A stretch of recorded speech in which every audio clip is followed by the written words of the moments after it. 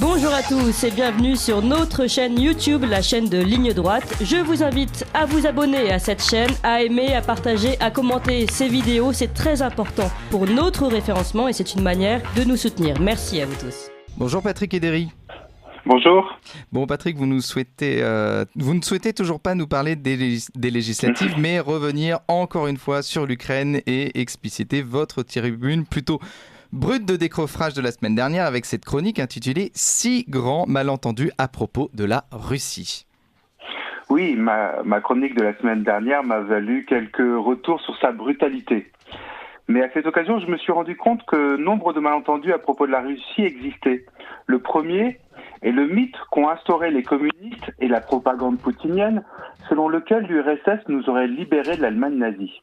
D'abord, factuellement, pour la France, ça me paraît incroyable de devoir le dire, mais c'est faux. Ce sont les Anglo-Américains et les forces françaises libres qui nous ont libérés. L'on me répondra que c'est grâce au sacrifice de millions de soviétiques qu'anglo-américains et FFL ont pu nous libérer. Ce qui est ni vrai ni faux. Il serait plus juste de dire que ce sacrifice a permis grandement d'accélérer la défaite allemande qui se serait tout de même produite. Et que surtout Staline a utilisé ses soldats comme de la chair à canon. Rappelez-vous du film Stalingrad, où les soldats, avec un seul fusil pourri pour 3, sont envoyés à découvert attaquer des mitrailleuses allemandes retranchées. Le but étant que les Allemands épuisent leur stock de munitions. L'armée rouge, face aux Allemands, était très largement sous-équipée. Mais grâce à son immense territoire, son manque d'infrastructures, son climat et son mépris total de la vie humaine, elle arrive à arrêter les Allemands. Par contre, sa contre-attaque massive pour arriver jusqu'à Berlin, elle est réalisée grâce au matériel anglo-américain. Staline et le maréchal Zhukov eux-mêmes le reconnaîtront. La moitié des bombardiers moyens des soviets sont anglo-américains, ainsi que 92% des équipements ferroviaires produits. USA et Grande-Bretagne livrent aux soviets près de 50 000 jeeps, 30 000 motos, 400 000 camions et tracteurs d'artillerie qui transportent les troupes russes et leur matériel. Les Anglo-Américains, en plus de transporter les troupes russes, les ont aussi chaussés avec 15 millions de paires de bottes, assuré leur communication avec 16 000 téléphones et 28 700 radios, fourni les carburants spéciaux pour leurs avions, la nourriture, les tanks, etc., etc. Même les orques de Staline, les fameuses Katyusha, étaient montés sur des camions américains.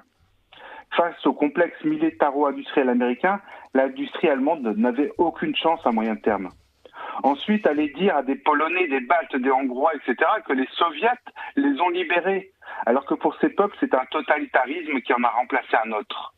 D'ailleurs, rappelons-nous toujours qu'au début de la guerre, Staline était l'allié de Hitler, que des aviateurs français sont morts parce que des ouvriers communistes français avaient saboté sur les chaînes de production en France des avions à la demande expresse de Staline. Staline qui jusqu'au dernier moment a refusé de croire qu'Hitler allait le trahir. Et d'ailleurs, c'est le deuxième malentendu. Le régime impérialiste de Poutine n'est pas anti-germano-nazi à cause de son idéologie et des crimes, mais parce qu'il en veut à Hitler d'avoir trahi Staline au lieu de dominer le monde ensemble. Autour de Poutine, vous avez nombre de néo-nazis. Le plus connu étant le fondateur des mercenaires du groupe russe Wagner, chargé du sale boulot pour Poutine, Dimitri Utkin, qui s'est même tatoué les insignes de la SS.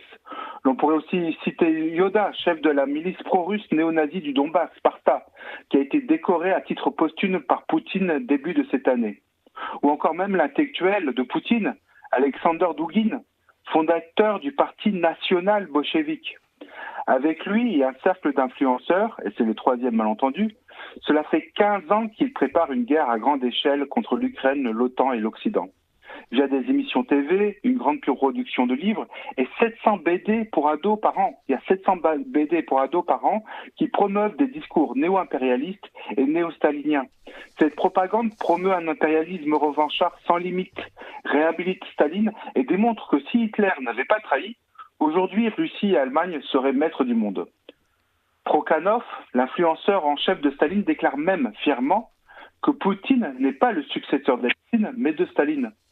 Poutine dit lui-même qu'il s'est senti humilié lors de la chute du mur de Berlin, humilié. Le but affiché par cette propagande est de détruire l'UE et l'OTAN pour récupérer les États membres dans une union eurasienne sous empire russe. Et ça, c'est le quatrième malentendu. Toute l'intelligentsia autour de Poutine conchit l'État-nation et ne voit les souverainistes français poutinophiles que comme des idiots utiles au sein de l'UE. Elle se déclare ouvertement pour le regroupement des nations au sein ou sous domination de l'Empire russe. Là est le cinquième malentendu.